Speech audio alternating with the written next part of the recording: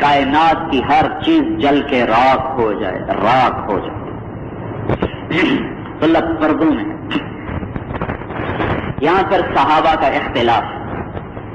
حضرت عائشہ رضی اللہ تعالی عنہا کا ارشاد ہے کہ اللہ سے کلام ہوا، دیدار نہیں ہوا۔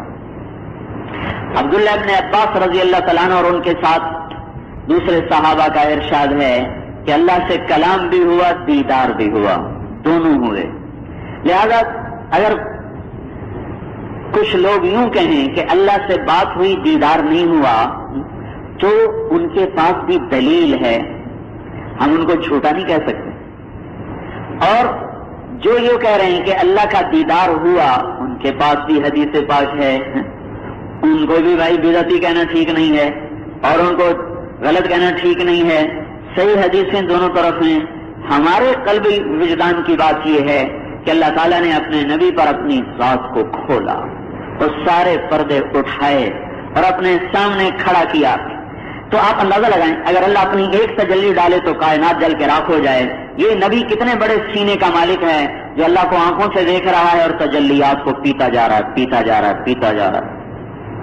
اس سے یہ ثابت ہوا کہ اللہ نے ہمیں ایسا نبی دیا جس کے سینے کی وسعت اللہ کے عرش سے بھی زیادہ، ساتوں آسمان سے زیادہ، قلم، کرسی، لوح، جنت، جہنم سے زیادہ، کائنات کی ساری وسعتیں اس نبی کے سینے کے سامنے ذرہ بن جاتی ہیں، جو اللہ کی تجلیات کو ہضم کرے، پھر بات بھی کرے۔ موسیٰ علیہ السلام پہ تو ایک تجلی پڑی، بے ہوش ہو گئے، 40 دن ہوش نہیں آیا۔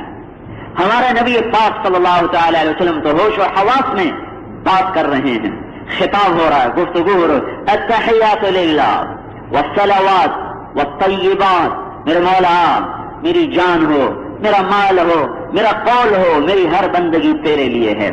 آگے سے محبت بھرا جواب آ رہا ہے، السلام علیک ایھا النبی ورحمۃ اللہ وبرکاتہ، اے میرے نبی میرا تم پہ سلام ہو، میری رحمت ہو، میری برکتیں ہوں۔ اللہ تعالیٰ کے نبی پہ قربان جائیں، ہمیں بھی اپنے ساتھ شریک کر لیا۔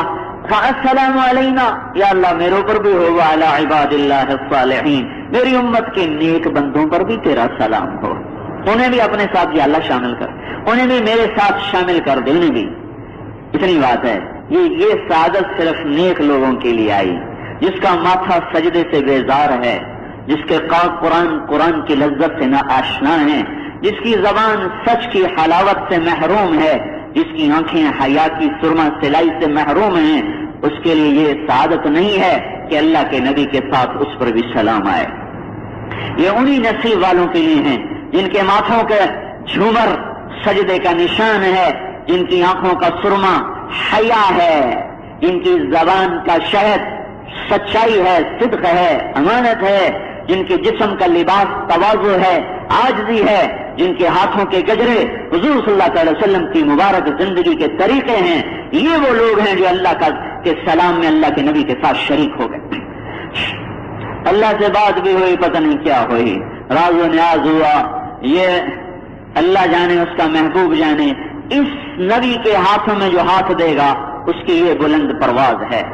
وہاں سے نماز لے کر آئے، سارا دین زمین پر نماز 50 منٹ 50، کہ میرے نبی تیری امت کو 50 نمازوں کا تحفہ، اللہ کو بھی پتا ہے 50 پڑھیں گے تو ہر 25 منٹ کے بعد 2 رکعت، ہر 25 منٹ کے بعد 2 رکعت، پھر یہ کام کیا کریں گے؟ روٹی کہاں سے کھائیں گے؟ ویسے اگر 50 نمازیں فرض ہو جاتی تو پھر روٹی اللہ اپنے ذمہ لے لیتا، پھر خود ہی پکی پکائی کھلاتا، ہمیں نہ کھانی پڑتی۔ لیکن اللہ کو پتا تھا میں نے 5 دینی ہیں، 50 کا کیوں کہا؟ 50 یہ بتانے کے لیے کہ تمہارا کام دنیا میں سجدے کرنا ہی ہے اور تمہارا کام کوئی نہیں، باقی تمہاری ضرورتیں ہیں۔ اللہ نے اپنا کرم فرمایا، ضرورتوں میں طریقے بتا دیے کہ ان طریقوں سے پورا کرو تو اس سے بھی اجر ملے، اس سے بھی اجر ملے۔ پھر ان کو 5 کر کے گھٹایا کہ جیسے بتا رہے ہیں میری منشا تو یہ ہے کہ تم بس یہی کام کرو، چلو تمہاری کمزوری ہے 5 گھٹا دیتے ہیں، 5 گھٹا دیتے ہیں، 5 گھٹا دیتے ہیں۔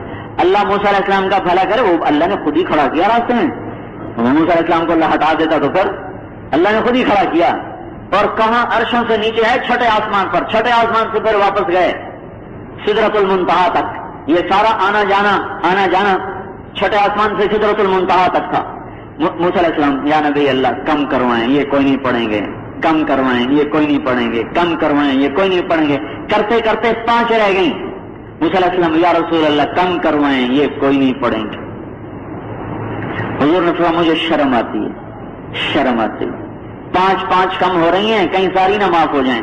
موسیٰ علیہ السلام بولے میری امت پہ 2 نمازیں فرض تھیں، فجر اور عصر، فجر اور عصر، یہ تو میں بتا رہا ہوں، اور صرف 2 رکعت تھی، 2 رکعت فجر 2 رکعت عصر۔ موسیٰ علیہ السلام کہنے کہ میری امت پہ 5 تھیں، 2 نمازیں تھیں، انہوں نے وہ کوئی نہ پڑھی، یہ آپ اپنی امت کے لیے 5 لے جا رہے ہیں، یہ کیسے پڑھیں گے؟ انہوں نے کوئی نہیں پڑھا۔ موسیٰ علیہ السلام آگے دیکھ رہے تھے، آئیں گے ایسے فیصلہ بادی